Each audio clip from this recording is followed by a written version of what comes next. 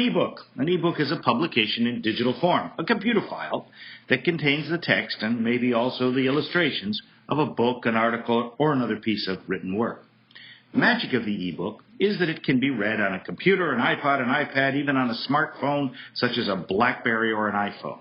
The rapid rise in these kinds of eBook readers has made this format very popular over the last year. We hear that for many titles, eBook sales outstrip paper copies. We see eBook readers on the train or on the plane or at the beach, staring silently at their strange little digital devices as they absorb the plot. But what about your own book, or your own lecture notes, or your instructions to students, or the article you've just written? Might these find a larger readership in the eBook format? Might this common format be the best way to distribute your work? This podcast explains why yes might be your best answer to these questions and shows you how to proceed in creating your own eBooks. eBooks have come of age in part because of the development and acceptance of the EPUB format, that's E-P-U-B, a free and open standard developed by the International Digital Publishing Forum in 2007. Just about everyone in the digital publishing business, except Amazon, has adopted the EPUB format. Authors publish their works in this format, and device makers ensure that their little machines can display EPUBs.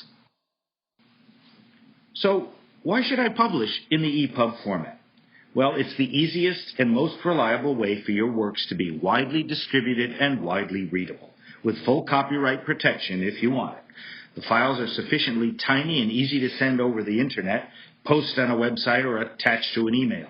Your readers can choose how to read them on their computer, on their iPod, on their Nook, on their Sony reader, even on their BlackBerry or on their iPhone. The Luddites among them can print them to paper if they need to. It's one format that plays on many devices. You don't have to worry about fonts, formatting, layout, or any of the glitches that arise with the proprietary file formats we've been using, such as Microsoft Word or PDF. Your reader chooses the font, the page layout, the text size, and the style that best fits the device he's using or the setting that she's in. Also, with advanced devices like the iPad, the EPUB format allows your work to take advantage of certain educational features that can enhance the reading experience. Imagine your students being able to click on a word, any word in your text, to see its definition, or hear it pronounced, or look it up in the encyclopedia. Imagine your visually impaired readers being able to listen to your book, all without your doing any extra work. All you need to do is publish your work in the EPUB format. The device applies the extra features as the reader wishes.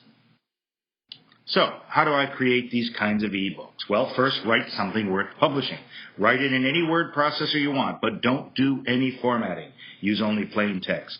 Avoid repeated spaces, tabs, fonts, centering, tables, headers, footers, page numbers, and all those special effects. Keep it simple.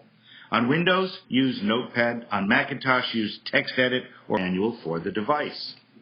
So, consider starting your career as an author and publisher with the EPUB format. Consider also having your students publish their work in this common format when you want it to be shared by other students in the class. That's the end of this podcast on eBooks.